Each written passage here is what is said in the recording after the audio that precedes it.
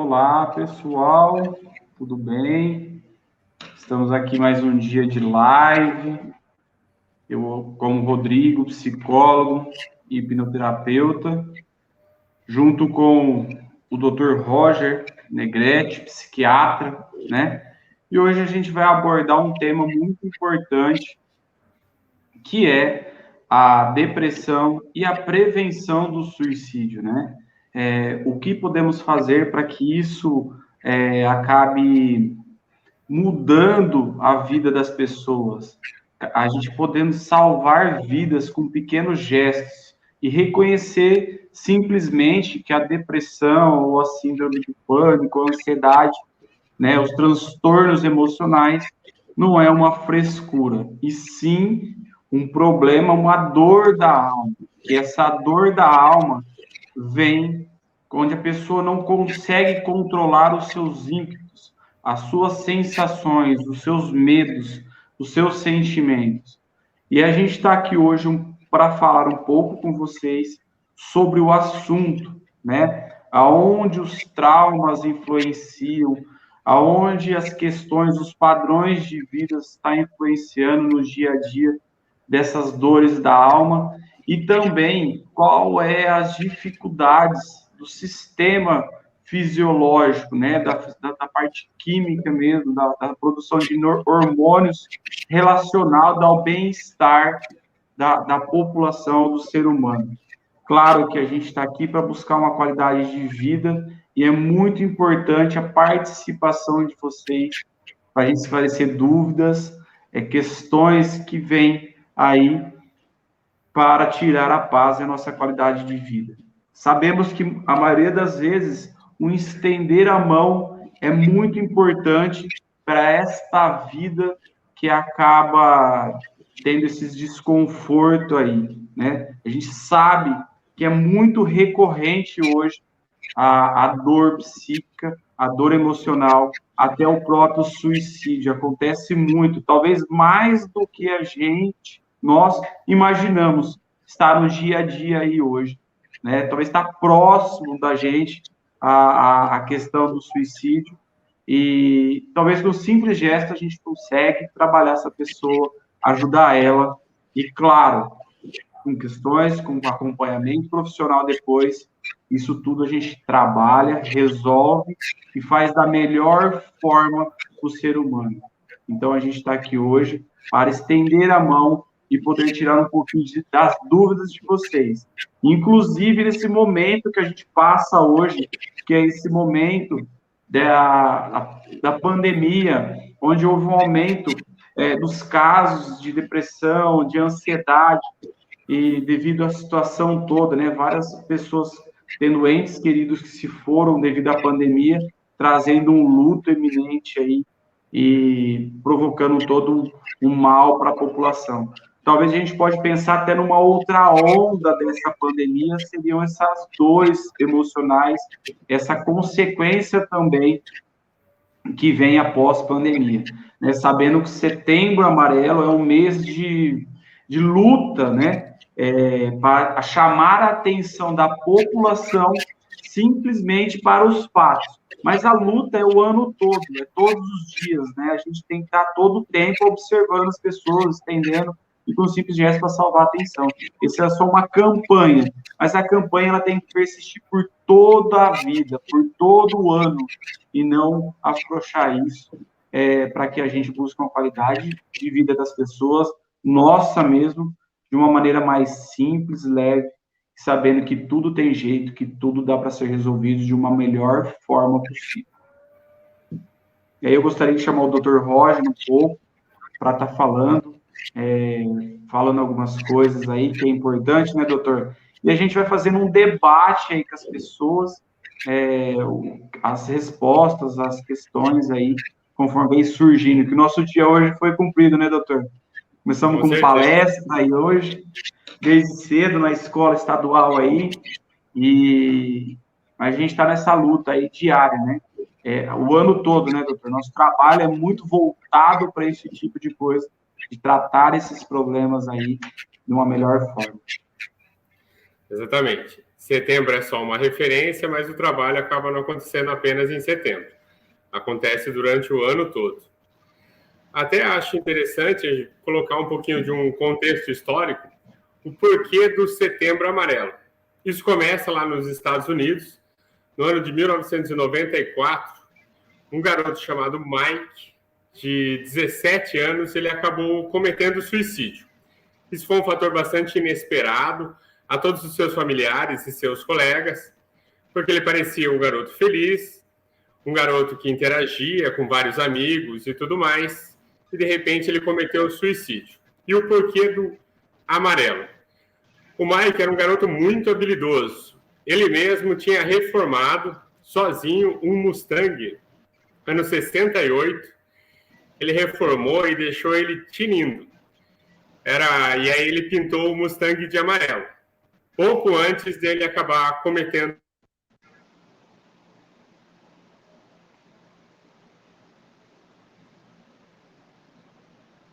E a cor favorita dele, acabou distribuindo às pessoas cartõezinhos amarelos e com fitas amarelas, que aí era ser uma homenagem a ele, referindo à cor do carro.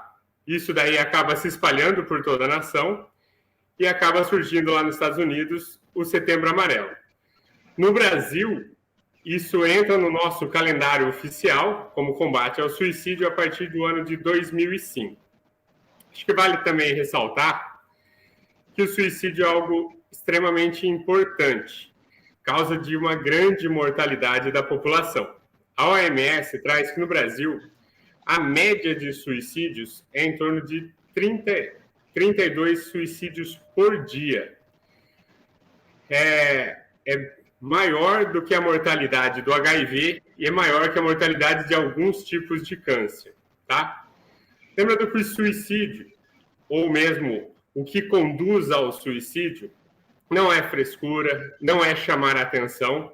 Queria hoje até trazer um pouquinho do contexto bioquímico, para entender que isso de fato é uma doença. Assim como diabetes é uma doença, assim como hipertensão arterial, colesterol alto, né, que é a dislipidemia, todos esses transtornos físicos também acontecem na nossa mente. Afinal, nosso cérebro é um tecido vivo, tá? É um tecido vivo composto de neurônios. E esses neurônios se comunicam entre si através de uma substância chamada de neurotransmissor. Hoje, uma substância que vai ser bastante falada, uma vez que a gente vai abordar bastante o tema da depressão, lembrando que não é só depressão que conduz ao suicídio, mas esse vai ser um dos principais fatores. No nosso cérebro, existe um conjunto de neurônios que são chamados de neurônios inibitórios. Eles utilizam, então, dessa substância chamada serotonina para dar equilíbrio aos demais neurônios.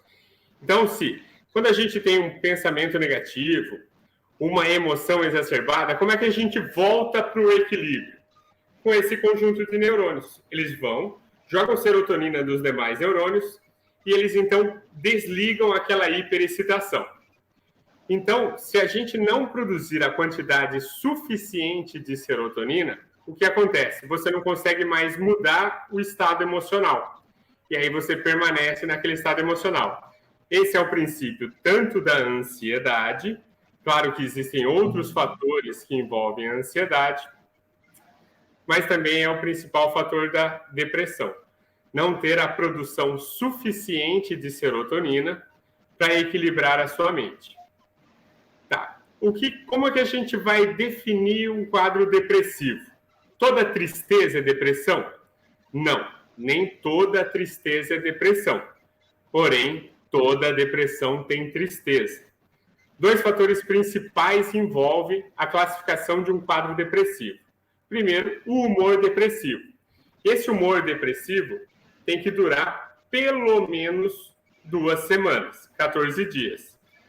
Eu tive uma tristeza hoje, fiquei bem, passou uma semana, um novo episódio de tristeza, passou mais 3 dias, um novo episódio, deu 2 semanas. Não é assim. Você tem que, nesse período de 2 semanas, passar a maior parte do tempo com essa sensação de tristeza.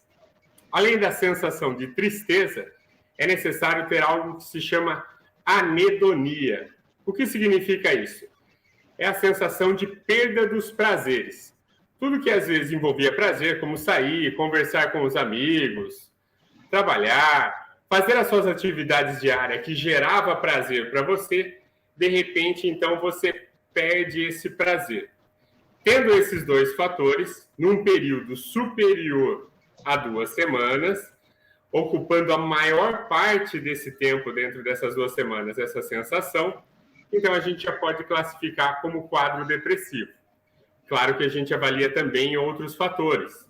No quadro depressivo também geralmente vem acompanhado com uma alteração do apetite, que pode gerar uma impulsividade alimentar ou a hiporexia, a anorexia, que é a perda do apetite, que isso vai configurar geralmente numa alteração do seu peso, ganho de peso ou perda de peso, também uma alteração de sono, pode ser uma hipersonia, que significa dormir demais, ou a insônia, perder a qualidade do sono.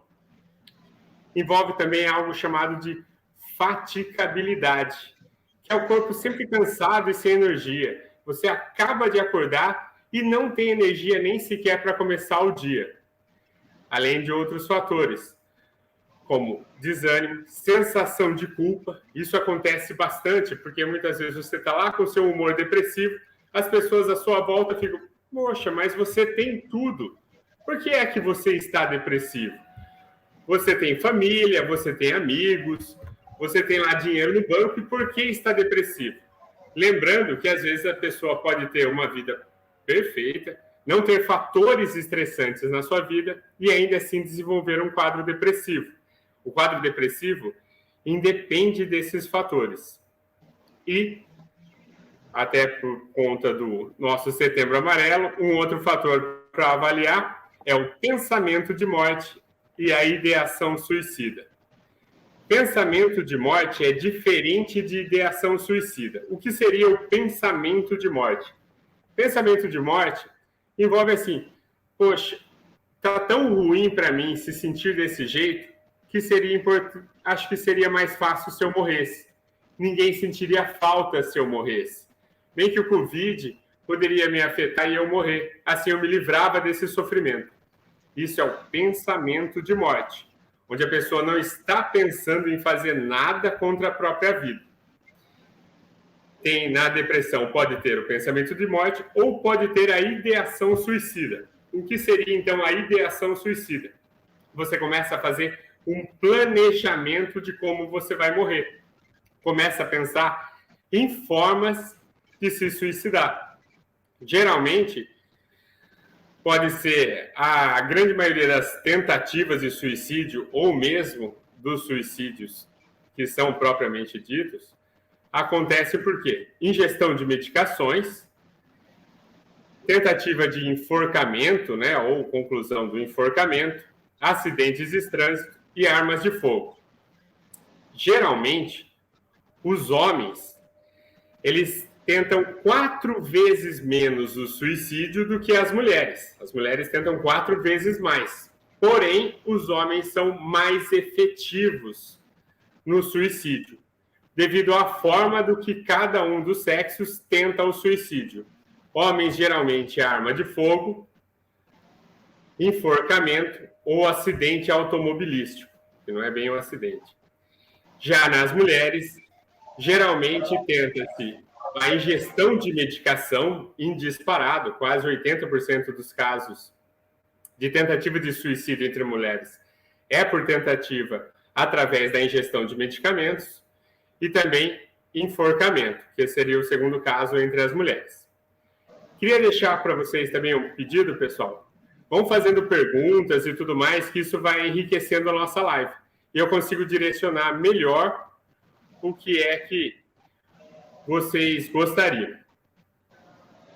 Tem uma pergunta legal da Luciana. É possível se livrar de um pensamento suicida? Muito boa pergunta.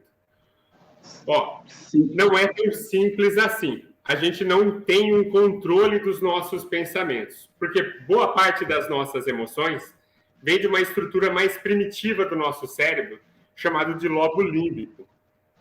Nessa região, a gente não tem muito controle. Por isso que é tão comum a gente falar que a gente não tem controle sobre nossas emoções. Quando se está num estado depressivo, de baixa produção de serotonina, esse pensamento começa a se tornar recorrente na nossa mente, tá? Para ter controle sobre isso, vai ser preciso, então, um trabalho psicoterápico, que o Dr. Rodrigo vai poder abordar um pouquinho mais profundamente, e também associar um trabalho medicamentoso, onde as medicações vulgarmente chamadas de antidepressivos vão estimular um aumento da produção de serotonina, entre outros medicamentos, que são estabilizadores de humor, que ajudam a equilibrar esse pensamento. E também a gente não pode deixar de esquecer que, infelizmente, a maioria das pessoas começam a buscar um tratamento quando o grau já dessa depressão ela já está num grau mais elevado. E o próprio processo do mecanismo de defesa do inconsciente, que é o processo de negação, né? Negar a dificuldade. Quando a gente nega essa dificuldade, nega um tratamento, fica mais difícil de acessar. É como se a gente não tem controle daquilo. Então, cada vez mais o nosso inconsciente, nosso sistema emocional vai dando mais intensidade material para que a gente busque um tratamento. A partir disso, Luciana, a sua pergunta, a gente, como foi acostumado muito tempo o pensamento, criado um padrão negativo dessa pessoa, tanto por convivência ou por fatores da vida dela, é preciso também a psicoterapia para ressignificar e mudar a forma de pensar sobre a vida, né? Como reagir com a vida, o que acontece, né? E através disso, a gente conseguir mudar e brotar pelo menos um sentimento positivo, uma ideia positiva de sobrevivência na pessoa. Olha, hoje eu estou assim, mas não significa que amanhã eu não estarei melhor. A gente tem que permitir algumas vezes sentir essa dor para que o amanhã se torne um pouquinho diferente. Então, não ter medo de sentir isso. E, através disso, ir trabalhando todo esse percurso. Parece ser tão simples, mas para uma pessoa que, como o Dr. Roger aborda, com a dificuldade de produção de serotonina, ela olha para o seu lado, é só dor, só coisas negativas, e aí ela tem uma dificuldade maior de reconhecer essa dor e dar intenção também para esses pensamentos negativos. E também tem uma outra questão chamada de ganho secundário. O que é provocado esse ganho secundário, essa dor iminente, pode se tornar menor do que o próprio eu da pessoa, a própria vivência do momento. Ela pode ter um benefício com essa dor, só que pode entrar num ciclo grande, onde ela não consegue sair desse sintoma e acabar buscando como tirar a vida para diminuir a sua dor. Nem sempre é interromper a vida mesmo, mas é diminuir essa dor psíquica. A gente fala dor da alma, até hoje na escola a gente colocou. Não é uma dor que a gente vê em qualquer lugar, não aparece. E sim, por isso que existe esse tabu de falta de Deus, frescura, falta do que fazer e tudo mais. Porque é uma dor da alma que só quem passa sabe o que é, e o profissional que estuda isso. Ganho secundário é quando ela usa a doença, ela vem para amenizar o transtorno de vida dessa pessoa. Qual que é o transtorno de vida? Pô, o exemplo que o Roger citou hoje na escola foi fantástico, porque um pai de família onde ele está tendo diversos problemas no trabalho, a mulher cobrando, ele não consegue render mais, as filhas dando dor de cabeça, e saindo na adolescência e tudo mais, e aí o cara tem essa dor, esse bloqueio, então começa a vir um sentimento de culpa dos outros, e aí volta o olhar para ele e ameniza todos os transtornos. O INSS afasta ele afasta o sentimento estressor dele, a mulher ameniza a cobrança dele e o filho fala, poxa, eu tenho que dar uma reduzida nas minhas peripécias para que meu pai está doente ou minha mãe está doente, assim sucessivamente. Ou é um reforçador de comportamento. A gente pega uma pessoa que tem uma falta de atenção e um dia na sua infância foi criado um padrão, quando ela caiu ou ficou doente, que ali ela recebeu toda a atenção dos seus familiares, e aí foi criado que a doença em si tem o desconforto, mas também tem a questão da recompensa, que seria a atenção neste caso. Então, também existe isso. Mas dá para ser trabalhado, dá para melhorar muito esse quadro. A gente fala que 95%, ou até de uma outra forma, mas isso requer todo um trabalho e um conjunto de tratamentos, tanto como psicoterapia, como medicamentoso, como profissional, como psiquiatra, e entre outras coisas, para aumentar essa qualidade de vida momentânea. Legal. Tem a Natália está aí.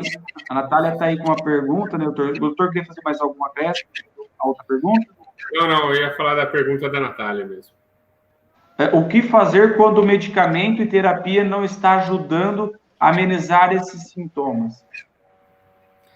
Bom, vamos falar um pouquinho do medicamento para tratar o quadro depressivo, tá? Como eu falei, são essas medicações vulgarmente chamadas de antidepressivos. O nome correto farmacológico delas são os inibidores seletivos da recaptação de serotonina, ou os inibidores duais, ou os tricíclicos. São essas as medicações principais que a gente usa hoje no tratamento do quadro depressivo. Precisa entender que como que vai agir essa medicação no cérebro. Primeiramente, você vai tomar essa medicação, dentro de 3 horas ela já vai começar a ação no cérebro.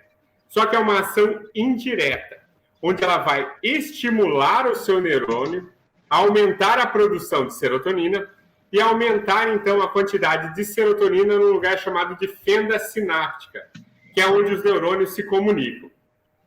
Tá, tomar um remédio hoje já tira a minha depressão hoje? Infelizmente não. Isso é um tratamento. Leva dias, leva semanas para a gente conseguir isso. Geralmente, uma medicação, conhecida como antidepressivo, vai começar a ter o seu efeito em torno de 3 a 4 semanas depois de iniciar a medicação. Então, infelizmente, assim que a gente começa o tratamento medicamentoso, leva alguns dias até você conseguir observar esse resultado. O que pode estar acontecendo com você, ou no caso que você citou, é que ou iniciou essa medicação recentemente, ela ainda não teve o tempo suficiente de ação, ou uma outra possibilidade é que nem toda medicação vai servir para qualquer pessoa. Não adianta pensar assim, nossa, meu vizinho tomou um remedinho lá chamado amitriptilina, melhorou. Se eu tomar esse mesmo remédio, eu vou melhorar também? Não necessariamente. Cada organismo é único. Cada um responde de uma forma diferente à medicação. Tem organismos que respondem a baixas doses de medicação, tem organismos que precisam de uma dose muito maior de medicação para responder, tem organismos que vai depender de uma associação. No início do tratamento, o médico ainda vai conhecer o seu organismo. Então, às vezes, leva um tempo até fazer esse devido ajuste. Então, às vezes, o que está acontecendo com ela é, ainda não estou respondendo à medicação, procura novamente o médico, passa essas questões, desde que já tenha passado um tempo suficiente para a medicação agir, e se ela ainda não agiu, provavelmente vai ser necessário trocar. Exato. E assim como com o medicamento, a terapia também, ela tem um processo para a gente começar a ter um resultado positivo do tratamento. Primeiro, para fazer um vínculo com o terapeuta, leva-se um tempo. para fazer, para a gente tratar uma causa dessa dor, tem todo um tempo. A gente tem toda uma estrutura para ser trabalhado. Não significa que você vai procurar um determinado terapeuta, que é o mais famoso, e é isso que vai te ajudar. Porque também tem a questão da empatia, né? Com o terapeuta e fazer o vínculo. Agora, requer muito também quando a pessoa está disposta a mudar a sua condição de vida. Mas quem não quer acabar com a sua dor? Se a gente fala de ganho secundário, consciente, a gente quer acabar com a dor. Mas há um ponto que inconsciente não. Mas uma outra momento a gente acaba falando desse inconsciente. E também eu não posso exatamente, a pessoa não pode entregar na mão do terapeuta a resolver o seu problema. É uma forma conjunta isso. Não pode ser uma transferência dessa responsabilidade. Já que a gente fala do princípio do querer. Eu preciso querer melhorar. Hoje está muito difícil, hoje está dolorido, eu não consigo trabalhar, não consigo ver saída nisso. Mas eu tenho que ter, pelo menos, uma ponta de vontade ou um permitir a isso acontecer. Então, eu tenho que começar com pequenas coisas. Não é só a medicação, só a terapia. É o partir do querer com pequenas coisas. Eu sempre costumo dizer que não é tirar a montanha do lugar, né? Mover montanhas. A gente tem que passar por essa montanha. E isso requer dificuldade, requer problema, insistência no tratamento. Aumentando a sua terapia de 1 a 2 vezes na semana, se for possível, né? Ou até 3 vezes na semana. É válido para esse tratamento aí. Então, a gente fala do partir do permitir. Poxa, se eu tenho 7 dias na semana que eu estou tratando essa depressão, essas questões, eu já tenho, em uma semana, eu tenho um dia positivo, bom, e 6 dias ruins, a gente tem que voltar esse olhar para esse dia. Significa que a melhora para tudo isso era de uma maneira graduativa e muitas vezes devagar, a pouco, né? É pouco tempo, todo dia, é uma coisa sistemática, aos poucos mesmo. Em terapia não significa que você vai estar livre dessa dor. Sim, a gente pode ter que mexer em conteúdos que provocam mais dores, e justamente isso para trabalhar. E quando a gente trabalha essa dor inicial, a tendência é que você tenha uma evolução junto com a medicação para resolver o seu problema, para ajudar a você a sanar essa dor momentânea. Então, tem que ter uma questão de chamada insistência, persistir e permitir. Se eu não permito, eu só transfiro essa dor, talvez a terapia e a medicação só não vai te ajudar. Tem que querer mesmo, né? Tem que aceitar passar por essa dor aí. A gente tem uma outra pergunta da Carla, né? Qual que é a existência de reincidência em tentativa de suicídio? Quer falar, doutor? Pode falar. Tá. Ó, pode ter uma reincidência na tentativa? Sim. Na verdade, isso é extremamente comum, tá? Principalmente quando a tentativa de suicídio é só uma tentativa, não se chega ao objetivo. Por quê? Não é comum que a pessoa venha apresentar apenas um episódio depressivo na vida. Às vezes, ela vai ter um episódio depressivo, ela faz o tratamento, seja medicamentoso ou psicoterápico, ou a conjunção dos dois, melhora do quadro. Só que isso não garante que ela não virá a apresentar um novo episódio depressivo no futuro. Nesse novo episódio depressivo, claro, pode trazer de novo o desejo de morte e ela ter uma nova tentativa. Ou mesmo em situações onde, no mesmo episódio depressivo, aquele episódio ainda que o tratamento não conseguiu ser eficiente, a pessoa se mantém extremamente depressiva, ela tem aquela primeira tentativa de suicídio, as medicações ou o tratamento ainda não está conseguindo atingir o seu objetivo, ela permanece com aquele pensamento suicida, ela pode tentar novamente. Tem um caso que eu tratei bastante cômico, de uma paciente, ela era menor de idade, ela estava com um desejo constante suicida, ela tinha apenas 17 anos, esse desejo era permanente, a família não tinha paz, porque não podia deixá-la um minuto sozinha, que ela já tentava o suicídio. Objetivou, então, para maior segurança dessa paciente, a internação. Fizemos a internação dela, como ela era menor de idade, era necessário que tivesse um acompanhante junto com ela, acompanhante foi a mãe, no caso, a mãe estava ao lado dela, a mãe do lado do leito dela, a hora que a mãe cochilou, ela pegou o lençol da cama do hospital, foi até o banheiro e acabou se enforcando. Era uma ideação suicida persistente. Ela passou semanas. Ela teve naquelas 2 semanas de ideação persistente, pelo menos 12 tentativas de suicídio, até que finalmente ela atingiu o objetivo dela. Então, tentativas de suicídio podem ser recorrentes?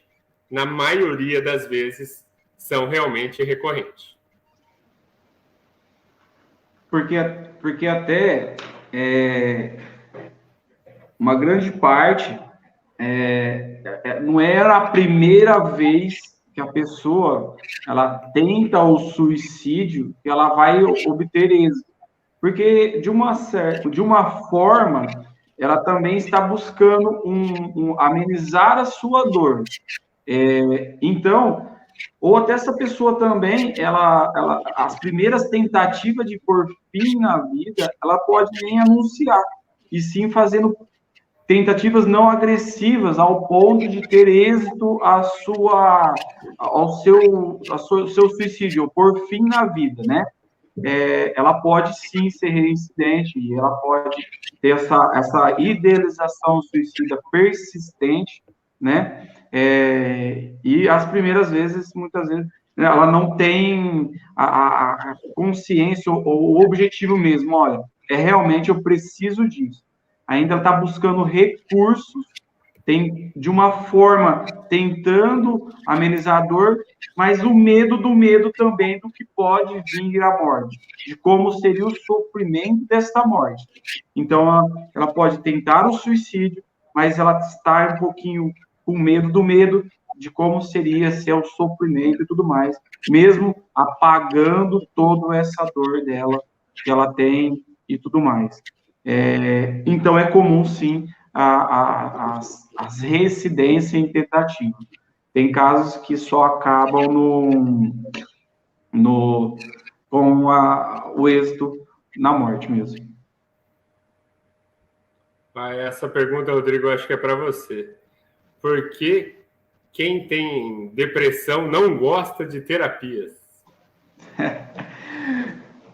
Isso se chama mecanismo de defesa, fuga, né? Não querer entrar em contato com aquilo que dói. Porque fazer terapia não é só bom, né? O resultado, ele é bom. O final de tudo isso é bom. Mas a terapia, ela de diversas maneiras, a gente vai entrar a todo tempo em conteúdos que te incomodam e atrapalha. Por isso que você tem a depressão. E tratar isso requer muito esforço. Tem que realmente estar disposto a transformar a sua vida e querer. Então, a pessoa, quando ela tem um pouquinho de fuga ainda dessa depressão, ela tem uma condição de respirar, né? Ter um estado psíquico em condição de estar respirando, ela ainda nega, né? É um processo de negação, como a morte. Quando a gente recebe uma notícia, fulano morreu, e é próximo, a primeira coisa que a gente faz é o quê? Não acredito, né? Aí depois tem todo o processo do sofrimento e o período, né, de elaborar essa morte. Recentemente eu tive um caso também, né? Hoje eu tenho bastante adolescente no fechamento da adolescência para a fase adulta, a faixa de 20, 21 anos, em processo depressivo, quando é assumir mesmo o adulto, que começa a ter uma maturidade psíquica e emocional para reagir às cobranças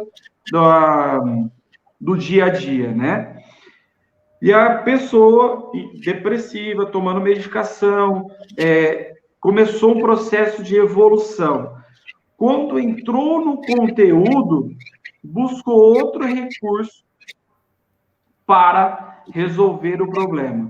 Aí primeiro foi uma plástica, momentaneamente supriu uma necessidade, depois começou uma compulsão por compras e tudo mais.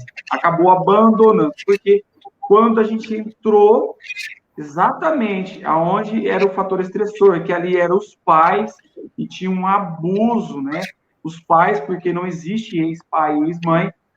E ali a problemática dela maior, ela começou a ver que quem era o problema dela maior era o pai dela, que havia abusado, aliciado ela ali em um determinado momento da vida.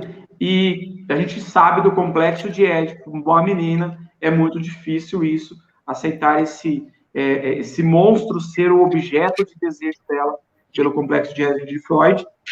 E aí, quando ela entrou, imediatamente, na próxima sessão a gente sabe, né, a gente começa, com o decorrer do tempo, a gente começa a ver as pessoas, como ela começa a reagir, ela começa a ter um sentimento de fuga.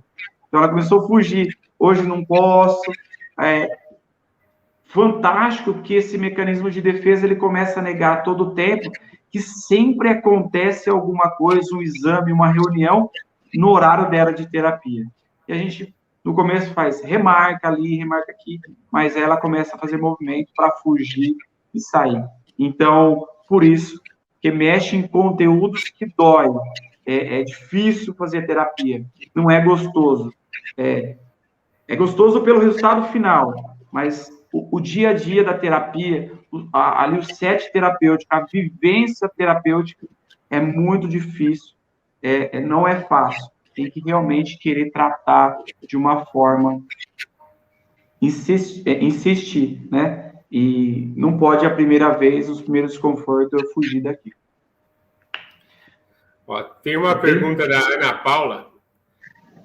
Qual a melhor forma da família agir com os pacientes depressivos? Legal, uma excelente pergunta. Ó, como é que a família pode agir nesses casos? Primeiro, acima de tudo, é não desvalorizar aquilo que o paciente está sentindo. Não dizer que aquilo é frescura, que aquilo é má vontade, que aquilo é uma inapetência, uma falta de desejo pelo trabalho, que aquilo é corpo mole ou qualquer coisa do tipo. Primeiro, respeitar aqueles sintomas, respeitar aquela condição clínica do paciente. Primeira parte. Dar apoio, mostrar-se interessado, estar próximo desse paciente e, acima de tudo, tentar conduzi-lo ao tratamento, levar ele ao profissional especializado para auxiliar ele nesse tratamento.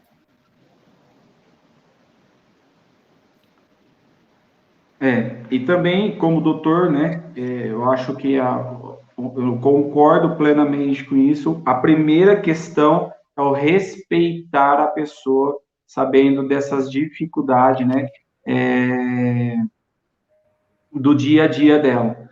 E saber que é uma dor dela e que o respeito só pela dor já faz toda uma diferença, que um momento ela vai dar um sinal que ela precisa de tratamento, precisa de ajuda. E tem alguns casos que a pessoa precisa chegar ali no fundo do poço mesmo, para impulsionar a sua vida. Então, tem alguns casos que ela realmente, eu falo sempre que ela precisa beber água suja desse poço. Enquanto ela tiver ali ainda recursos para continuar o dia a dia lutando com aquele sentimento, ela pode negar esse tratamento. Então, estar do lado, estar apoio quando ela solicitar, ela precisar, se mostrar disposto, que a vida dela é importante, eu acho que faz toda uma diferença aí para o familiar. E a gente sabe também que não é fácil um depressivo na família, né? é muito difícil. Então, de um momento ou outro, essa família também vai ter que ter um apoio para saber lidar com isso, ou para também trabalhar alguns conteúdos internos sobre o caso do ente querido aí. Tem mais uma pergunta legal aqui, da Luciana. O que fazer quando a maioria em sua volta não acredita? Acha que é frescura? Primeiro, vamos tentar entender por que isso acontece. Por que às vezes as pessoas à sua volta não respeitam, não valorizam aqueles sintomas? Primeiro, isso envolve o conceito de negação. Geralmente, às vezes, a pessoa tem alguma predisposição ao quadro emocional, então, enquanto ela negar aquilo, aquilo não existe.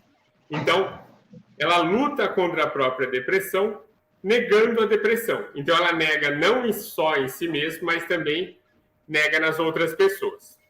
Outro conceito bastante interessante, que eu aprendi muito com a prática da psiquiatria, é que os quadros emocionais têm uma característica até mesmo contagiosa. Trabalhei bastante tempo em hospital psiquiátrico, e o interessante é que, quando eu estava no hospital psiquiátrico, eu não tratava apenas os doentes. Eu tratava também todas as enfermeiras, todos os técnicos de enfermagem, o pessoal da faxina, até o porteiro do hospital eu tinha que tratar, porque só deles estarem em contato com aquele doente, eles começavam também a adoecer. Então, isso também vai acontecer dentro de casa. Estar em contato com alguém depressivo, estar em contato com alguém que está com desequilíbrio de ansiedade, isso pode contaminar. Porque a gente tem um sistema chamado de empatia, que é sentir a emoção e a dor do outro. Se o outro está depressivo e você é empático com aquela pessoa, você começa a sentir o quadro daquela pessoa. Você sente a dor daquela pessoa. Então, ficar próximo de alguém depressivo, você pode, então, começar a sentir aqueles sintomas. E você pode se contaminar com aquele quadro depressivo.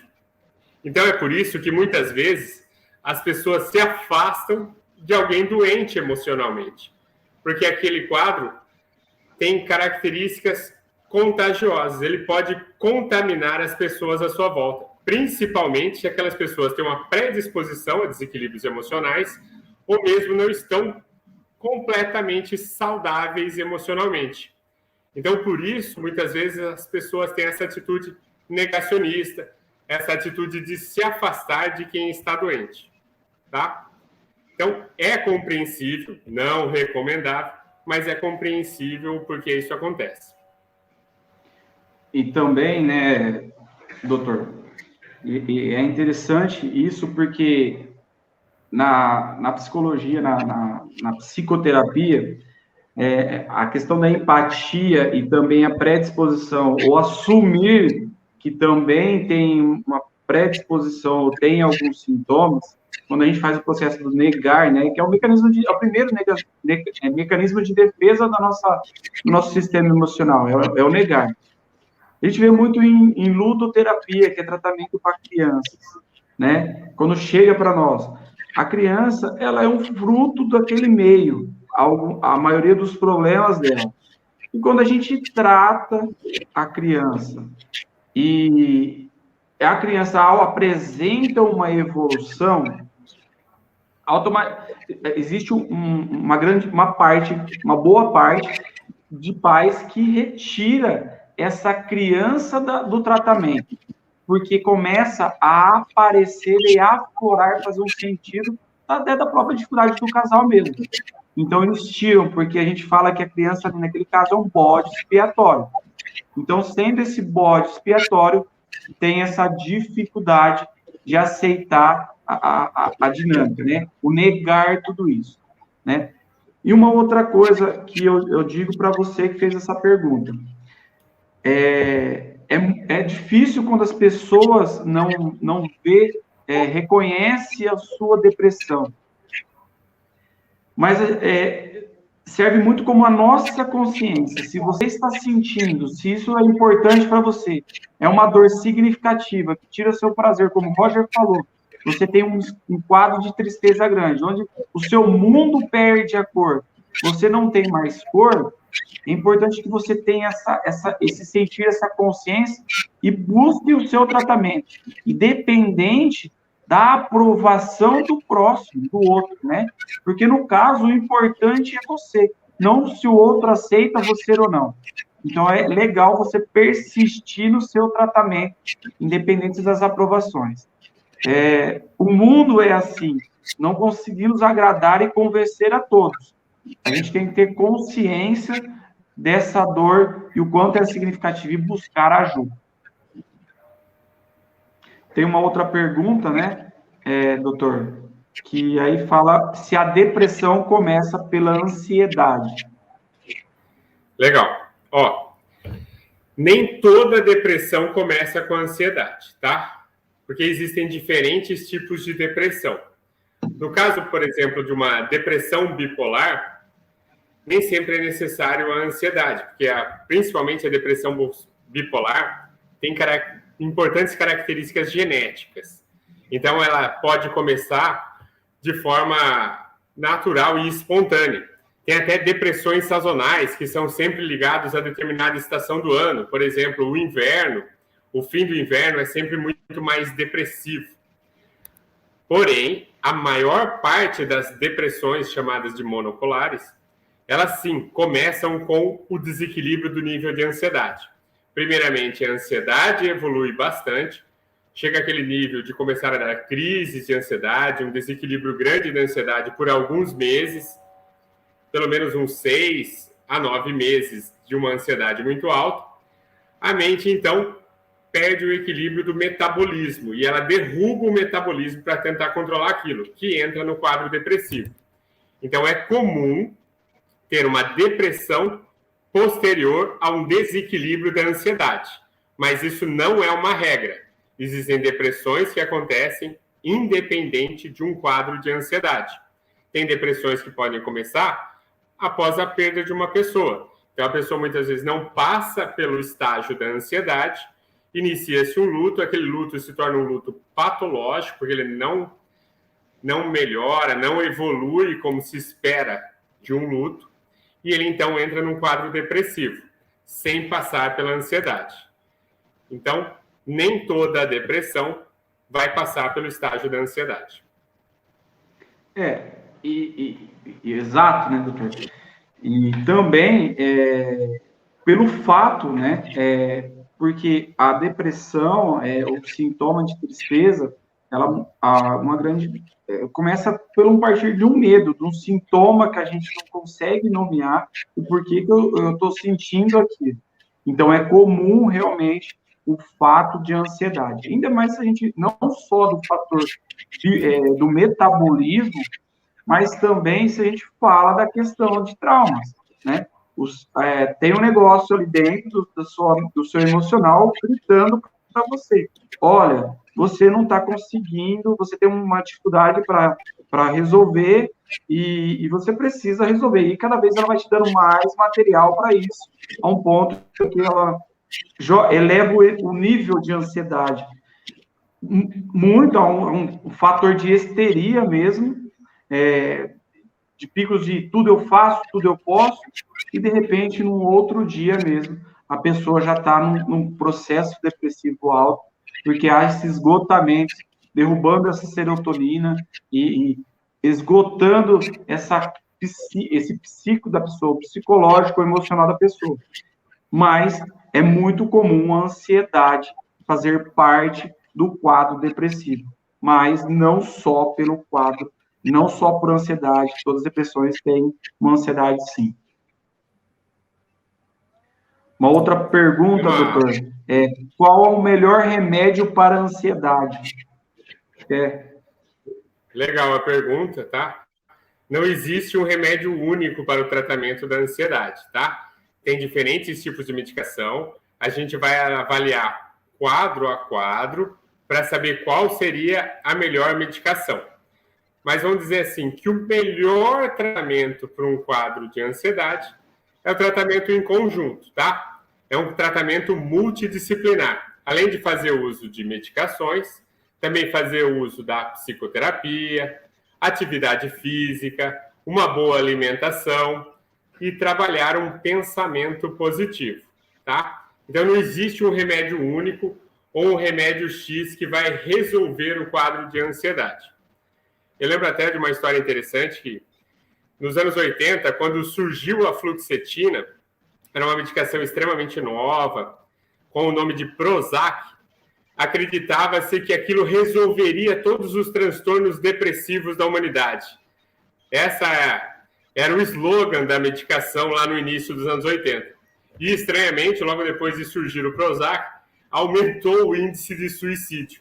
Porque dizia que antes as pessoas não tinham nem força para se matar, e depois começaram a tomar o Prozac e já tinham energia para começar a tentar o suicídio.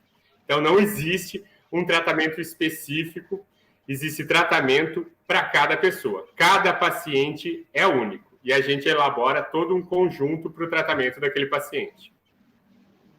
Exatamente. Cada indivíduo é um ser humano único, cada indivíduo tem a sua particularidade e as suas dores, né? Então, não existe uma forma exata, simples, para generalizar o todo. E sim, cada um tem uma forma de reagir com a dor, e cada medicamento age de uma forma, e cada organismo recebe isso de uma forma para trabalhar um todo. Uma outra pergunta: o que fazer quando nenhum medicamento faz efeito para ansiedade e depressão? Tá, isso é um tanto incomum, mas pode acontecer. Tem algumas pessoas que têm uma baixa resposta à medicação. Só que vai ser muito difícil de nenhuma medicação fazer efeito para essa pessoa, tá? A gente tem diferentes classes de medicações. Olha, eu acredito que exista hoje no mercado mais de 30 medicações diferentes para o tratamento de um quadro depressivo, tá? Mas hoje existem alguns estudos que as pessoas possuem algumas falhas genéticas, até mesmo de deficiência da vitamina B9. Então, às vezes, quando a medicação em si não faz efeito, às vezes a gente faz uma associação de um complemento vitamínico, o remédio pode fazer efeito. Mas dificilmente vai existir uma pessoa que não responde a nenhuma medicação. Só que, já que trouxe essa pergunta, eu acho que é legal falar de uma questão chamada de efeito placebo e efeito nocebo. O que significa isso? Sempre que a gente vai fazer um teste de uma medicação, a gente pega um público, pelo menos 1.000 pessoas, que possuem aqueles sintomas. A gente faz um teste chamado de teste duplo cego. Para metade daquele público, você vai dar a medicação. Eles não sabem que eles estão tomando medicação. E para a outra metade, você vai dar um chamado placebo, que seria um remédio de farinha, de açúcar, um remédio sem o princípio ativo. Só que ninguém sabe se está tomando de fato a medicação ou se está tomando o placebo. É duplo cego, porque nem a pessoa que está tomando sabe e nem mesmo quem entrega sabe se é um placebo ou a medicação. Apenas a numeração lá do computador é que vai saber quem tomou o quê. Isso vale para qualquer medicação, não só para as medicações psiquiátricas, mas também as medicações para os diversos tratamentos de doença. Geralmente, quem toma a medicação, de fato, para a medicação entrar no mercado, pelo menos ela tem que melhorar os sintomas de 70% dos pacientes que fizeram uso daquela medicação. Mas o interessante de ver nesses estudos, vocês acham facilmente na internet isso. É legal de estudar a galera que tomou o placebo. Quem tomou o placebo, geralmente, 40% das pessoas que tomaram o remédio de farinha melhoram completamente dos sintomas. Simplesmente porque acreditavam que estavam tomando uma medicação para o tratamento do quadro que eles tinham. O mais interessante não é nem o efeito placebo, é o efeito nocebo. Parte daquelas pessoas que tomaram farinha, em torno de 8 a 12% daquelas pessoas, passaram tão mal com a medicação que teve que interromper o tratamento, tomando farinha. Isso é efeito nocebo. É o não acreditar que aquilo vai funcionar. Se você não acredita, você manda essa mensagem para sua mente e nenhuma das medicações que você tomar vai ter eficiência. Então, isso vem muito do você acreditar, do você entrar naquele tratamento. Bom, depois disso eu não preciso falar muito, né? Mas eu quero... Mas, assim, parte do princípio do permitir do querer, né? Não é transferir a responsabilidade. Mas tem um outro ponto aí também que a gente quer para ontem, né? Quer o resultado para ontem. A melhora, eu tenho que tomar o medicamento amanhã e para ontem. E aí eu tomo uma, como o Roger já havia falado ali atrás, começam a partir da terceira, 1 mês de tratamento, 2, muitas vezes precisa o ajuste da medicação para obter o resultado, começar a ter resultado esperado até para o médico e para o paciente. Só que talvez o padrão ainda criado por essa pessoa, os pensamentos criados, quando ela começa uma semana e a sua dor não vai embora, automaticamente ela já vai para essa questão de não acreditar. Poxa, não tenho jeito mesmo, os remédios não estão me ajudando, né? Não estão tendo resultados e tudo mais. Então tem esse tempo. A evolução psíquica, trabalhar uma depressão de um paciente não precisa nem ser grave, mas moderado.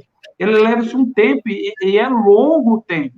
É como eu disse, se de 7 dias nessa semana, a pessoa em tratamento, a pessoa ter meio período de bem-estar, 1 dia de bem-estar e os outros 6 dias ruins, já houve uma grande evolução. Você não tinha isso. Então, precisa desse tempo, precisa do querer, né? O verdadeiro, a fé também move montanhas. E precisa disso. Não é só a intervenção psicológica, psicoterapia medicamentosa. A pessoa precisa acreditar naquilo e disposta nisso. Poxa, Rodrigo e Roger, mas a pessoa que ela vem para tratamento, ela não tem condições para acreditar. Claro, mas por isso que existe o tempo. E é através da psicoterapia, o seu terapeuta começar a nomear, olha, você tem um dia legal aqui, os outros 6 foram ruins, ok, mas você está tendo um dia, aí depois 2, 3, é um ponto que a gente vai ter momentos ruins também, aí no decorrer da nossa vida, porque a vida não é só prazer, existe um desconforto, que na psicologia a gente fala que a hora que a gente tem um processo meio depressivo, não depressão, o estado depressivo é a hora que a sua cabeça volta a pensar, você volta a pensar em você. Sua cabeça fala, ó, para um pouquinho, pensa em você, depois você continua amanhã. Uma pergunta da Luciana. O que fazer para quem tem depressão e síndrome do pânico se sentir melhor? Além do tratamento, que a gente explanou bastante aqui, uma coisa interessante para se sentir bem é entrar em grupos ou fóruns e aprender mais sobre o assunto. Entender que você não está sozinha nisso. Você não é a única pessoa que desenvolveu esse quadro. Isso é comum, não só a você, mas a várias outras pessoas. Isso daí faz com que a gente se sinta fazendo parte de um grupo. Não se sinta isolado. Então, isso é uma forma de se sentir melhor, além de todas as formas que a gente abordou aqui na live nesse momento, relacionado ao tratamento. Exatamente, né? E eu reforço a fala do Roger. Primeiro, você tem que identificar isso e seguir os tratamentos, né? Não é medicamentoso apenas, não é psicoterapia apenas. Poxa, uma mulher, o que eu vejo no dia a dia no consultório, as mulheres, eu vou citar mulheres porque homem também, mas homens é um pouco mais complicado para assumir o quadro, né? Mas tem situações que são simples para começar a fazer. Uma simples ir no cabeleireiro, fazer uma unha, né? Fazer a sua depilação, uma rotina de exercício, uma caminhada. Eu falo até caminhada porque é livre, sem obrigação, meia hora por dia, né? eu acho que já ajuda a controlar muito esse quadro. Já tem um resultado fantástico. Então, o equilíbrio de todos esses tratamentos vai fazer com que você tenha melhora e uma situação adequada aí para ter bons resultados no tratamento. E assim, é muito alto a evolução e as porcentagens de resultados positivos para os tratamentos do sistema emocional, né?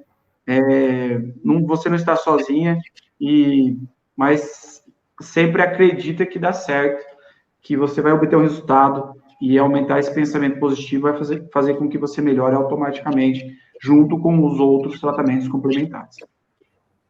Uma outra pergunta da Luciana: toda pessoa que comete o suicídio tem transtorno mental? Bom, legal a pergunta, tá? O suicídio é um fator, ele é multifatorial, tá? Nem toda pessoa que comete o suicídio, ela possui um transtorno mental, tá?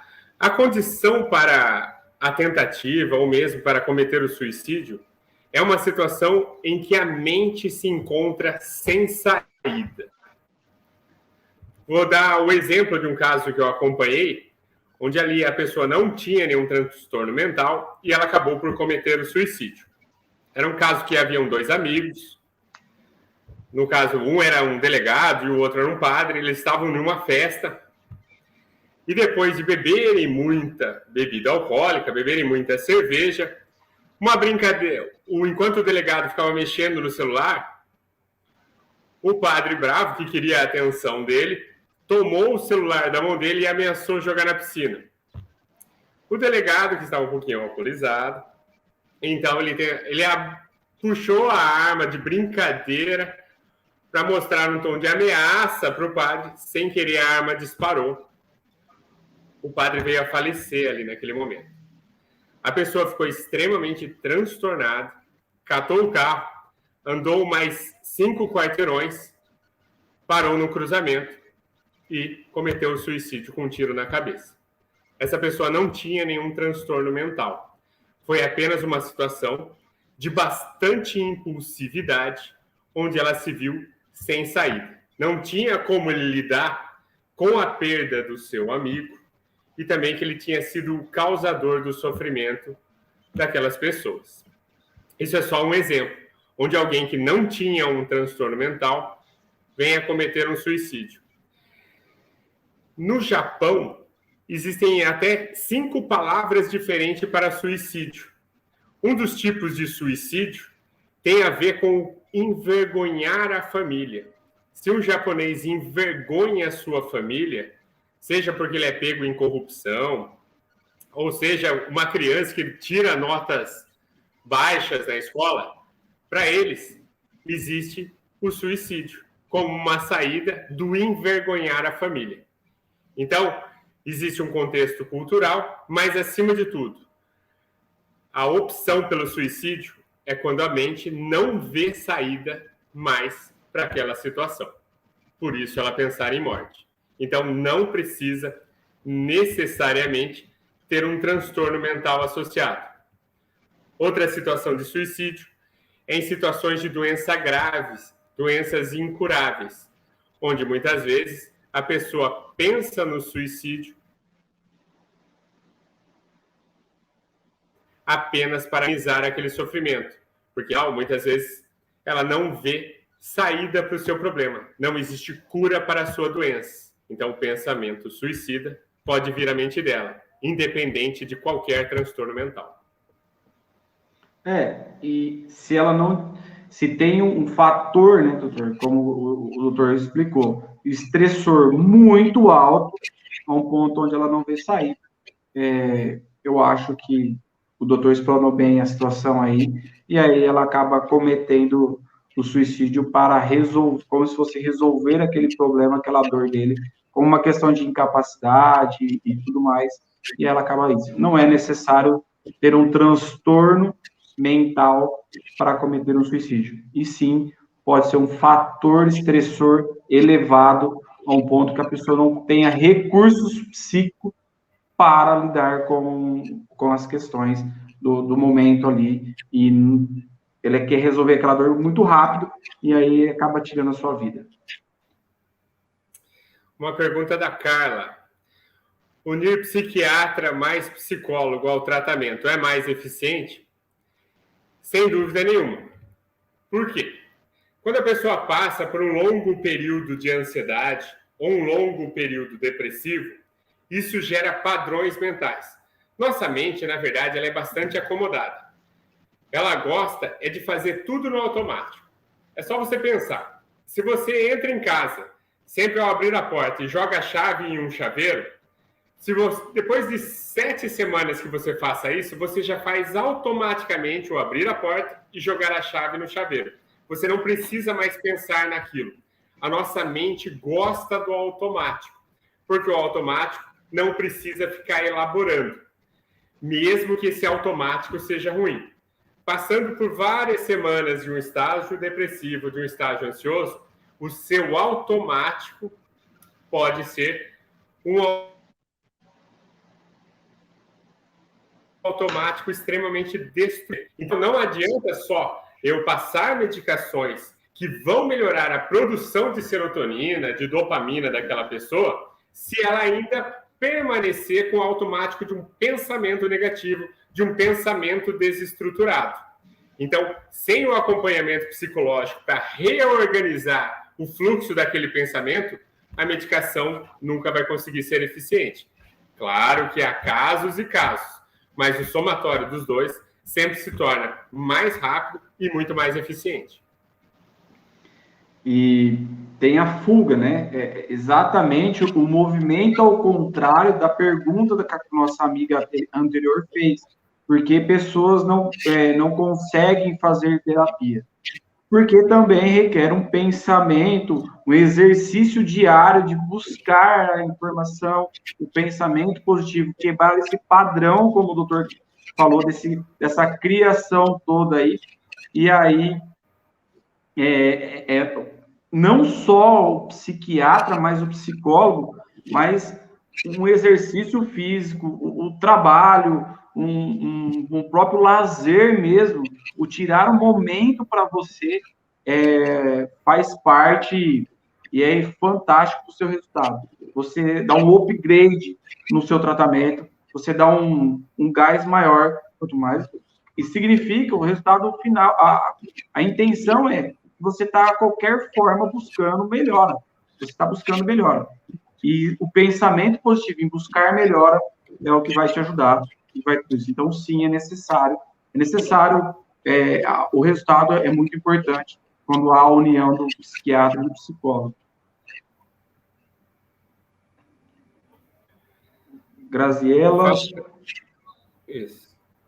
Faço o tratamento, mas tenho um medo que me acompanha, que qualquer coisa que acontecer, vou passar mal. Tudo acho que vai dar crise e alterar a pressão. É onde começa o desespero. Tá. Legal, José. O quadro está um pouco mais relacionado aí à ansiedade, às suas angústias, os medos. A ansiedade é um sistema de defesa nosso. Quando ela está exacerbada, quando ela está aumentada, aumenta muito o quadro de medo ou a irritabilidade, um quadro de agressividade. Desde que você tem uma grande preocupação. Cuidado com a questão de ficar medindo a pressão o tempo todo, aferindo a pressão, tá? Acontece muito com pacientes ansiosos. A qualquer momento vai lá verificar a pressão. Primeiro, nossa pressão ela é extremamente variável. Se você pegar e correr um quarteirão, der uma volta correndo no quarteirão, a sua pressão vai elevar, vai chegar próximo de 20 durante a corrida. E isso é natural. É até saudável, isso faz parte. Se você não tiver um aneurisma, algum problema arterial, não há nenhuma questão em ter picos de pressão. A pressão só é danosa e perigosa ao nosso organismo se ela ficar constantemente elevada por vários anos. Quantos anos? Pelo menos uns 10 anos de pressão elevada constantemente. aí sim isso vai causar uma remodelação cardíaca, vai alterar o seu coração, vai alterar aí os seus rins, pode trazer prejuízos renais e até mesmo prejuízos cerebrais. Mas pequenos picos de pressão, todos nós estamos aptos a lidar com ele. Nosso organismo controla isso, é natural. O simples levantar da cama gera um pico de pressão, tá? Ficar aferindo a pressão o tempo todo, isso vai gerar uma neurose, um excesso de preocupação desnecessária. Então, muito cuidado com essa questão de ficar medindo a pressão o tempo todo. Lembrando que situações de dor, situações de ansiedade, pela liberação de adrenalina, naturalmente isso eleva a pressão. Transtorno bipolar em euforia, naturalmente eleva a pressão. Mas isso são condições temporárias. Então, cuidado ao ficar verificando pressão, senão isso vai piorar ainda mais o seu quadro de ansiedade. E também é fato, se quando eu já fico medindo a pressão, eu vou ver, não, eu estou com dor no estômago, será que eu estou com dor no estômago, será que eu estou com dor na coluna, será que minha cabeça está doendo? É provável que você vai ter uma alteração ou sentir isso. Se a gente está chamando a atenção do seu sistema emocional, do seu cérebro, que isso é ruim, que você tem isso, que você está com medo, que isso vai acontecer e tudo mais, então existe a grande possibilidade de você sentir isso. Não significa que exatamente é um problema para você, né? E o tempo, a paciência que a pessoa tem que ter com ela mesma. Porque quando a gente entra nessas questões de neurose, nessas crises, no medo e tudo mais, um pensamento que a pessoa tem que exercitar ao máximo, todos os dias, exercitar esse pensamento, que aquilo é um momento, aquilo é apenas um momento, é um período. E quando a gente fala de momento e período, vai passar, vai ficar tudo bem. Mas permitir o sentir aquele momento, não negar, mas ter a certeza daquilo é um momento e um período que vai passar, você vai ficar bem. Então, trazer sempre, ficar buscando recursos, como controlar a pressão, saber se eu testando, será que hoje eu estou com dor no joelho, será que hoje eu estou com isso, eu estou com aquilo? Existe uma grande possibilidade de acontecer, né? É a mesma coisa eu falar para vocês assim, eu uso isso muito na hipnose, esse exemplo, né? Tenta não pensar numa maçã vermelha. Já trouxe o pensamento, já trouxe a maçã vermelha, não tem jeito, por mais que você negue em pensar nessa maçã vermelha, ela vai continuar no fundo, e aí não tem jeito. Quanto mais força você vai fazendo para não pensar nela, mais ela vai se tornando mais vermelha, ela vai ficando mais vivo para você. E é como a pressão. Você vai tendo alterações, você vai começando a ter sensações e sentir, muitas vezes sem ter nada mesmo. É só o seu momento de crise de ansiedade a ser controlado. Olha lá, uma pergunta da Jo. Qual é a contribuição da hipnose em pacientes depressivos? A hipnose, hoje, ela é um tratamento complementar para tratamento não só para depressivos, mas para controle de ansiedade, entre outros problemas. E a hipnose requer exatamente isso, que é mudar, a gente trabalhar e chamar a pessoa a mudar esse padrão de pensamento. Porque a hipnose, a gente vive no estado hipnótico, que fala, ela é um estado natural da nossa mente. A gente passa por diversos momentos por dia. Só que a hipnose, o tratamento, a hipnoterapia, ela consiste por várias partes. Uma delas é a regressão. A regressão é para ressignificar, dar um entendimento diferente para aquela situação da pessoa. E o tratamento assim como medicamento, terapias e tudo mais, vem para acrescentar e mudar isso. É um resultado, é um pensamento mais imediato, é um gás imediato para o seu sistema emocional, onde a gente rompe o seu fator crítico, onde a pessoa tem que permitir o querer, né? Faz 110% comprometido ao tratamento, e aí, a partir disso, as mudanças são significativas. Pode ser até pós mesmo o tratamento de hipnose, já que o nosso emocional ele não sabe diferenciar o real do imaginário, que é o que a gente usou agora na depressão, na pressão alta ali, ficar medindo e sentir e tudo mais. Naquele momento a pessoa não tem, mas para ela o emocional dela ali está achando que ela não consegue diferenciar o real do imaginário. E aí começa a ter as fantasias, as neuroses, os traumas. Claro, com as questões, as crenças limitadoras e tudo mais que existe no decorrer dos padrões de vida criados no decorrer dessa vida dela aí mudando essa forma de pensar. A hipnose vem para acrescentar isso e é um tratamento eficaz também para a depressão, a ansiedade, a obesidade. Porém, é um complementar, né? Não é fazer hipnose e largar a medicação ou a terapia. É um complemento, é um tratamento complementar para os problemas e tudo mais. Tem uma pergunta da Ana Paula. Qual a dica para tentar identificar perigo suicida em crianças? Pergunta legal, Ana. É o seguinte, crianças são bastante espontâneas. Muitas vezes a gente tem medo de perguntar se a pessoa está com alguma ideação suicida ou pensamento de morte, achando que a nossa pergunta pode induzir esse pensamento na pessoa. Nossa pergunta nunca será capaz de induzir isso a ninguém. Então, você pode perguntar claramente. E crianças, por serem bastante espontâneas, geralmente elas dão muitos sinais.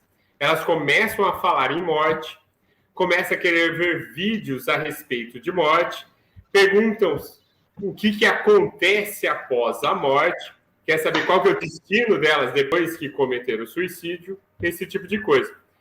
Na verdade, a ideação suicida, o lugar mais fácil de compreender é justamente nas crianças, pela mente simples que elas têm e bastante espontânea. Então, a melhor maneira de identificar isso é realmente perguntando, não só para as crianças, mas para qualquer pessoa, de qualquer idade. Perguntar não faz mal, não ofende, não é nenhum problema. E uma questão, né? Mudou o comportamento. Se você tem uma criança ali de uma forma, de outra, você mudou o comportamento, a criança mudou o comportamento, ela começa a dar sinais e começa a haver exclusão, né? Ela começa, algumas vezes, se cortar, né? Deixa de comer, ou come exagerado e tudo mais, essa mente espontânea. Teve qualquer mudança de comportamento, e aí você pode identificar e abordar essa criança mesmo, se existe algum pensamento e tudo mais, como o doutor falou. Só como complemento, é interessante falar que depressão em criança se apresenta de uma forma um pouquinho diferente do que do adulto. Enquanto no adulto é muito claro o humor entristecido e a perda dos prazeres, na criança é mais fácil observar a irritabilidade e a mudança de comportamento, tá? É um pouquinho diferente identificar a depressão no adulto do que na criança. Na criança tem mais a ver com a mudança de comportamento e irritabilidade. Exatamente. Aí tem uma outra pergunta de novo da Luciana, né? Não tenho mais idealização suicida, porém não tenho forças para sair da depressão. Olha, se você já não tem uma idealização suicida, eu acho que você já está no processo evolutivo do seu problema, entendeu? Porque já deixou um processo do pensamento suicida. E a gente fala que tratamento com a depressão, ela tem um tempo, né? Tem pessoas que respondem mais rápido, outras que demora mais, mas se você já não tem esse pensamento hoje, já houve uma evolução até significativa para a sua dor, para o seu problema. Então, vale a pena você olhar para isso, valorizar isso. E a depressão também, com o tempo, você tratando, permitindo, querendo, provavelmente você vai ver uma evolução dos seus sintomas, das suas sensações, né? Claro que você precisa querer disso. E também tem a questão do ganho secundário que de uma forma ou de outra a gente vai acabar abordando em um outro momento. Como convencer a pessoa que ela está mal? Fazer ela aceitar que está adoecendo. Olha, se a pessoa não tem esse insight de entender que ela está mal, isso é algum sintoma de defesa. Ela precisa, mesmo estando mal, acreditar que está bem, tá? Então não precisa tentar convencer a pessoa que ela não está bem, tá? Apenas oferecer ajuda. Às vezes, ela ainda não está no momento certo de procurar ajuda, de buscar um tratamento, tá? Convencê-la do contrário pode ser prejudicial, até mesmo para o contato entre vocês, tá? Nada em psiquiatria ou psicologia é forçado, tem que ser espontâneo, porque se o paciente vier contrariado para o consultório, vamos lembrar lá daquele efeito nocebo, nenhuma medicação vai funcionar. Se ele se sentir obrigado a fazer um tratamento, esse tratamento não vai ter nenhuma resposta, porque por mais que você possa oferecer o melhor tratamento para esse paciente, ele precisa desejar melhorar. Ele precisa ter consciência de que ele não está bem e que ele precisa de um tratamento.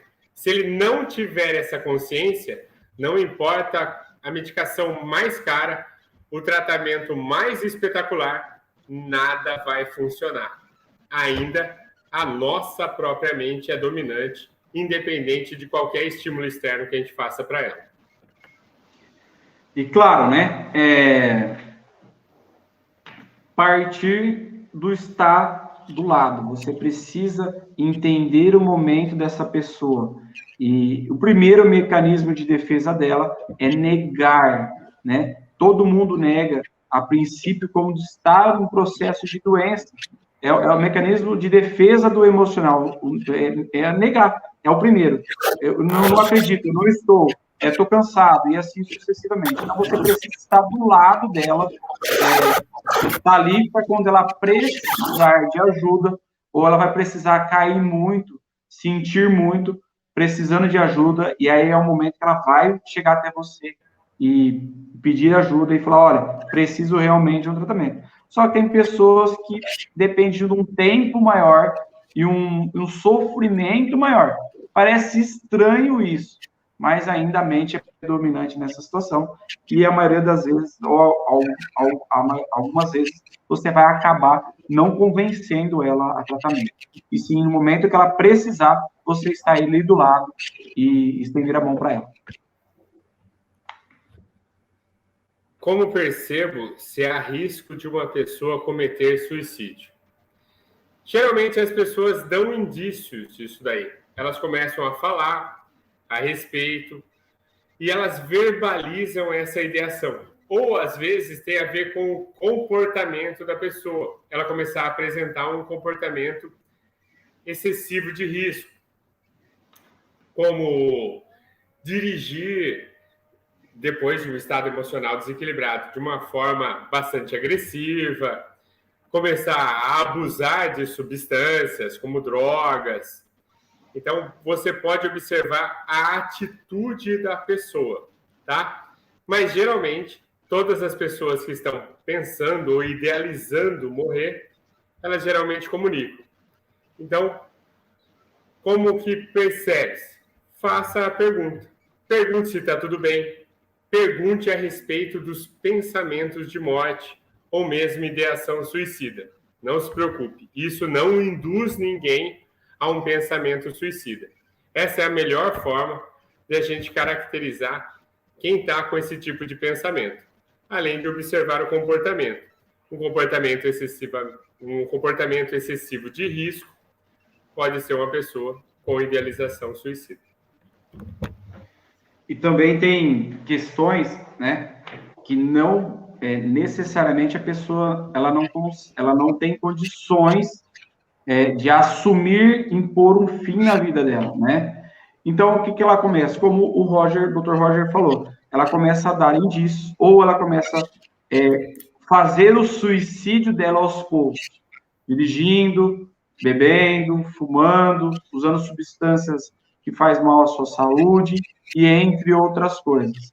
Então aí, caso acontecer alguma coisa, né, até a pessoa assumir a morte mesmo em si, em alguns casos, eu quero morrer, é difícil para o emocional dela. Então, aí o ego mesmo dela, ou uma maneira de proteção, faz de uma maneira secundária a morte. Começa o processo de morte secundária, se colocando a vida em risco, sem medir consequências. Então, talvez é a melhor forma mesmo. Doutor Rocha, por que boa parte da população precisa de remédio para dormir? Parabéns aos doutores pela live, abraço. Doutor Rocha, sua paciente Érica. Obrigado, Érica, pelo carinho. Muito boa pergunta. Por que hoje todo mundo precisa de remédio para dormir? Isso tem a ver com múltiplos fatores. Um deles é que, assim, o que nos faz dormir é uma substância produzida na nossa mente, numa região do nosso cérebro chamada de glândula pineal. Ela produz uma substância chamada de melatonina. E essa melatonina, ela é extremamente sensível à luz. A própria luz que entra através dos nossos olhos é o suficiente para queimar e inibir a melatonina.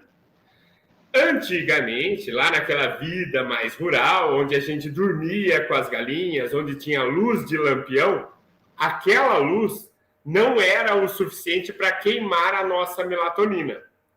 Só que hoje em dia, celular, TV, luz dentro de casa, luz nas ruas, esse excesso de luz queima a nossa melatonina. Então, só isso já é um fator suficiente para prejudicar o início do nosso sono, tá? A questão da luz. A gente dorme no escuro, tá? A gente depende da baixa luminosidade para poder atingir os estágios de sono. Com o excesso de luminosidade, isso é impossível. Isso é um dos fatores. O outro fator é o excesso de informações que a gente recebe para que a nossa mente processe. Geralmente a gente não trabalha só no nosso período normal de trabalho. Ainda chego em casa, tem um monte de responsabilidades, tem gente que trabalha e estuda. Então a gente sobrecarrega demais a nossa mente. Então ela tem uma dificuldade em se desligar. Então por isso é tão difícil dormir hoje.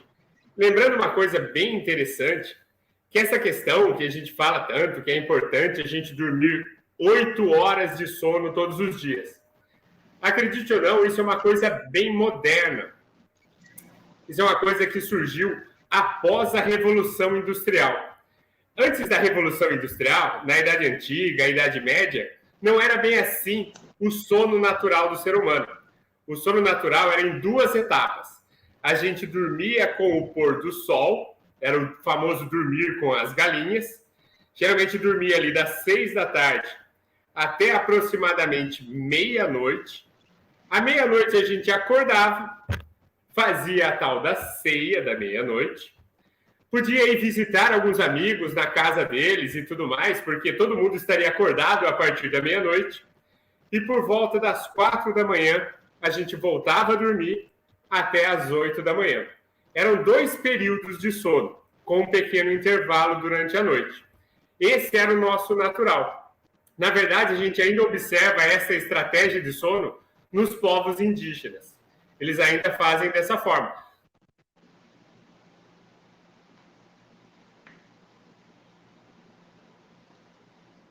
Alô, doutor?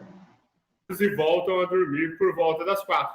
Por isso que a gente percebe que, naturalmente, a gente tem um despertar logo próximo das 3 da manhã. Esse é o nosso ciclo circadiano. Então, é natural para o nosso organismo ficar acordado nesse período, entre a meia-noite e as 4 da manhã. A gente, para poder trabalhar mais e se tornar mais eficiente e mais produtivo, a gente juntou esses 2 períodos de sono noturno em um único período, para tentar dormir as 8 horas necessárias para a nossa mente e se tornar mais produtivo. Então, a gente está tentando se adequar ao que a gente nos impõe da nossa evolução. Então, por isso é tão difícil dormir naturalmente. Essa não é a nossa natureza. Exato. E também, o período da noite, o nosso cérebro, nosso sistema emocional, a gente recebe menos estímulos externos, né? E ali damos a abertura para o pensamento. Então, porque as melhores soluções acabam vindo à noite, que são os pensamentos recorrentes. Eu não consigo dormir porque eu estou pensando muito. Porque ali é você com você mesmo e o seu inconsciente, ou a sua consciência e as suas dores. Então, aí a gente começa com esses pensamentos recorrentes e ficam se tornando difícil, porque é a melhor hora por dia. E aí, quando começa a lidar com as suas próprias dores, as suas dificuldades. Então, o cérebro continua trabalhando e aí dá mais atenção por não ter os estímulos.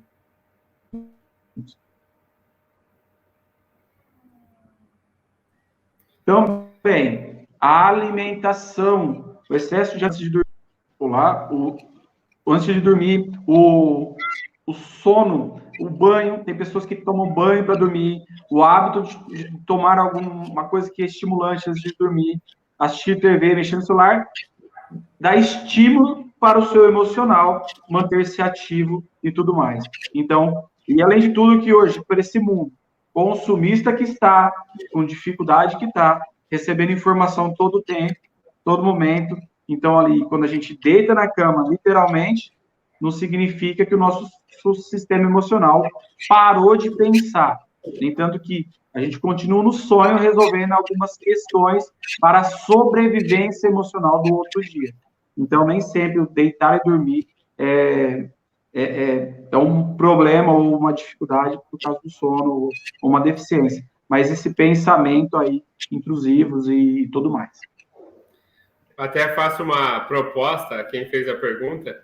Tenta chegar assim que o sol escurecer.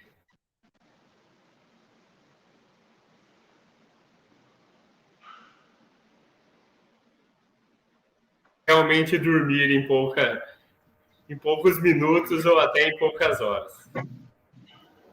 Exatamente. Tem uma outra pergunta. É possível se livrar da depressão? Sim, né? A gente está a todo momento trabalhando isso. Buscar o tratamento, não a cura dela, né, doutor? Mas a melhora, a evolução da sua depressão, claro, sim, né? A gente precisa acreditar nisso e buscar um tratamento, né? Já que uma vez produzida, ter passado pelo processo depressivo, existe uma melhora grande, uma evolução gigante, porém, ainda tem que prestar manutenção à problemática.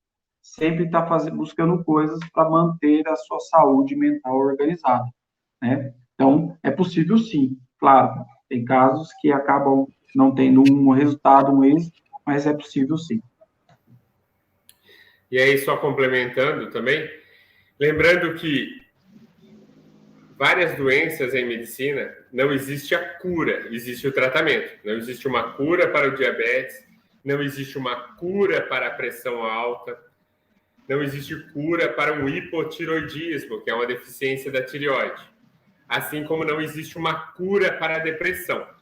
Porém, nem sempre você vai precisar fazer tratamento. Vamos pensar mesmo no diabetes, principalmente o diabetes tipo 2. A pessoa não precisa necessariamente tomar medicação constantemente, mas se ela tiver ótimos hábitos saudáveis de vida, se alimentar muito bem, praticar atividade física, muitas vezes mesmo um diabético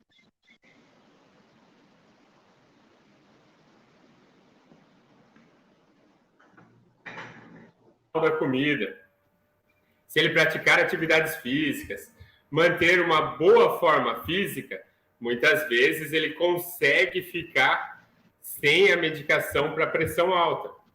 Então, o mesmo vale para a depressão. A gente trata a depressão, você vai melhorar do quadro depressivo, mas nada impede que isso possa recorrer novamente. Então, não existe uma cura para a depressão. Existe um tratamento que vai melhorar o quadro naquela situação. Aí tem uma outra pergunta aí sobre como identificar na criança. Acho que a gente já trabalhou isso, né, doutor? Na live, né? E reconhecer a idealização suicida em criança também. Eu acho que vai ficar no nosso canal a nossa live, né, doutor? E sim, eu acho que é interessante refazer tudo isso, porque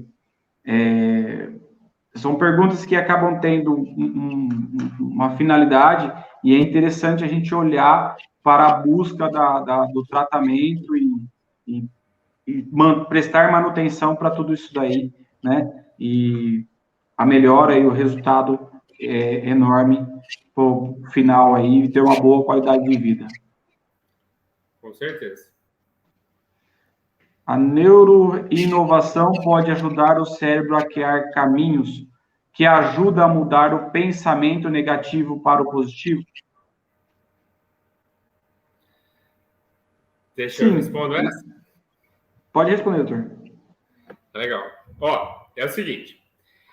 A gente falou que o nosso cérebro é um tecido vivo que tem um conjunto de células importantes lá chamado de neurônios.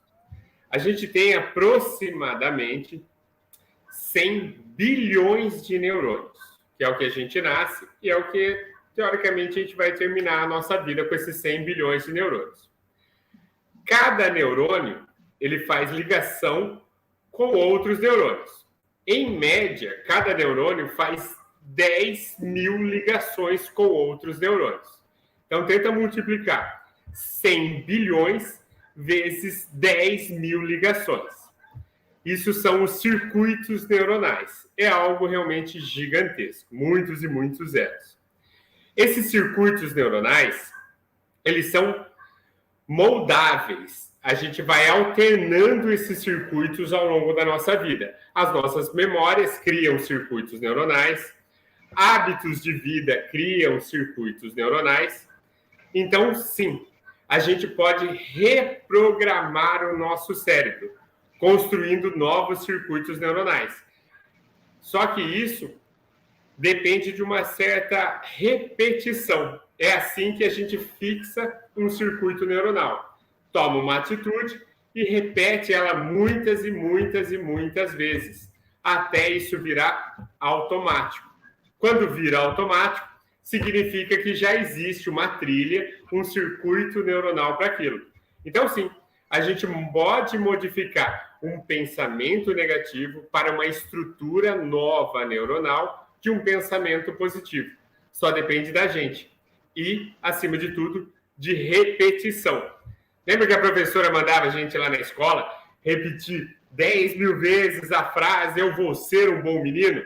Acredito ou não, aquilo funciona. Porque aquilo fica tantas repetições na nossa mente que a gente passa a acreditar naquilo. Na verdade, você monta um circuito neuronal com a repetição. E se tiver um pensamento positivo, a gente trabalhar a positividade todos os dias, a tendência é que justamente isso, melhorar a qualidade de vida. Não estamos exemplos de dificuldade, de problema, mas conseguir dar qualidade de vida e conseguir passar por esses momentos. Mais uma pergunta. Como ajudar uma pessoa estando longe dela? Tipo eu aqui e a pessoa em São Paulo, com sintomas de depressão. Vamos responder essa, né, doutor? Aí o doutor responde, a gente responde para... Já estamos aí 1h40 de live. Ah, é verdade, né? Já precisamos encerrar já. Bom... Se deixar, a gente fica discutindo aqui até amanhã cedo. É verdade, não acaba nunca as perguntas. Então, é o seguinte, não importa muito a distância física. O que vai importar é a sua distância emocional. Se você tem contato com essa pessoa todos os dias, se mostra próximo, se mostra solícita, independe se ela está em São Paulo, se ela está no Amapá ou se ela está lá na Europa. Desde que você mostre-se próximo dela, desde que você sempre mostre-se bastante interessado no quadro dela, interessado na dor e no sofrimento dela, isso é o suficiente, independente da distância física. A pandemia nos mostrou que a gente não precisa tocar as pessoas. Na verdade, a gente foi obrigado a manter uma distância das pessoas.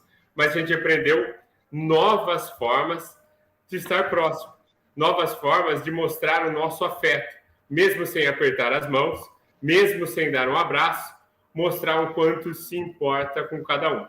Isso está em nossas palavras, em nossa solicitude. Exatamente, né?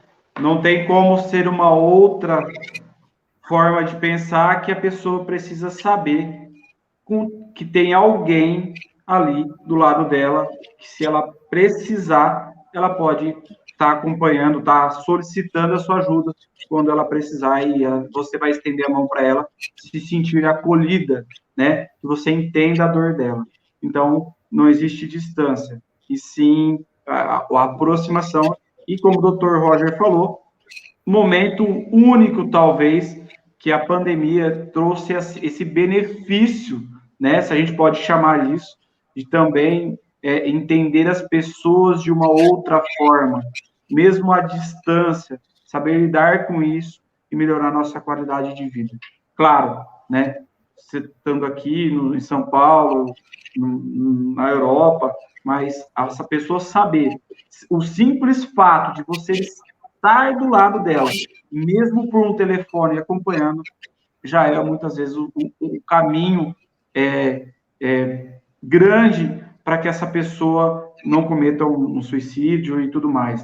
A gente saber reconhecer isso e, enfim, a gente vai sempre explorar essa questão, que não é frescura, que é uma doença, né? Que não é falta de Deus, que não é falta do que fazer, né?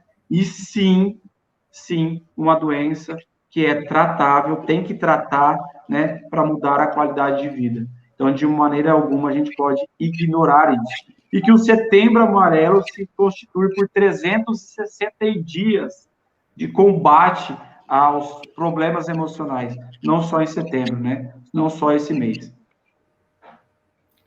Então, eu queria agradecer ao pessoal aí que participou da live. Muito obrigado pelas perguntas. Muito obrigado por ter acompanhado a gente até esse horário. Quase 2 horas de live. Fico muito feliz aí com todo o carinho das pessoas que agradeceram e tudo mais. Muito legal as palavras de oferta do pessoal. Gostei muito, viu? Valeu, gente. Também gostaria de agradecer a oportunidade do Roger e tudo mais, as pessoas que interagiram com a gente, que estamos à disposição, né? A gente tem o nosso site aí, as pessoas podem estar entrando em contato com os nossos materiais que a gente está produzindo e pode contar com nós, né? E a gente vai estar sempre aí para ajudar e colaborar. Eu vi uma pergunta que eu acho que não surgiu, mas só para fazer um adendo, que falou das doenças autoimunes, se é um processo que desenvolve a depressão também. A doença autoimune, ela já é uma dificuldade emocional, é uma comorbidade de um problema psíquico, tá? Então, já a doença autoimune por si só, ela já é uma doença psíquica, uma doença emocional, que o Dr. Roger pode explanar a questão do corpo estar sentindo para essas extremidades aí rapidinho, para a gente fechar e não estender muito. Tá certo, essa é legal. Doença autoimune e os transtornos emocionais. Lembrando que a ansiedade vai estimular um aumento da produção de adrenalina.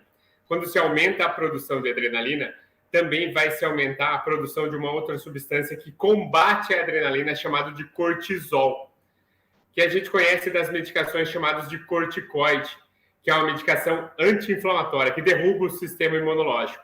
Quando a gente está com a ansiedade muito alta, aumenta muito o nosso cortisol. Por isso que ele também é chamado de hormônio do estresse. Quando aumenta o cortisol, acaba atrapalhando o sistema imunológico. O cortisol tenta derrubar o sistema imunológico. De reação, esse sistema imunológico tenta vencer o cortisol. Então, ele tem uma resposta exacerbada. E, de repente, ao invés de atacar agentes estranhos, ele ataca o próprio organismo, como as doenças reumatológicas, como lúpus e tudo mais. Então, transtornos emocionais estão intimamente ligados aos transtornos autoimunes, às doenças autoimunes, porque é uma descompensação do cortisol. Exato. Acho que para encerrar, né, Roger? Era talvez de umas coisas que faltava do Autoimune. Se for explorar, a gente vai explorar muito mais coisas. Não, isso, já não termina hoje isso aqui. Mas é legal, a gente marca outra para o pessoal acho que gostou bastante. Gostei muito da participação do pessoal, a gente marca uma próxima. Exato. E próximo a gente vai estar sempre fazendo esse bate-papo aí, que eu acho que é interessante. E saber que vocês não estão sozinhos, que o suicídio, a depressão e os transtornos emocionais são mais comuns do que a gente imagina. Infelizmente, nessa sociedade, muitas vezes caótica que a gente vive.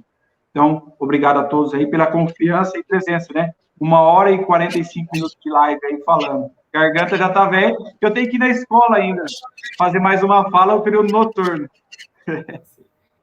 Só quero agradecer também ao Theo, que tornou tudo isso possível, quem está nos bastidores aí, organizando toda a nossa live. Valeu, Theo. Valeu, Theo. Obrigado aí pelo apoio, viu? A gente talvez é bom na psicologia e na psiquiatria, mas na questão do fala de internet, modernidade, zero. Cada um o seu quadrado. Exatamente. Obrigado, pessoal. Valeu. Obrigado, valeu, Rodrigo. Tudo de bom. Até mais, doutor. Até mais. Valeu.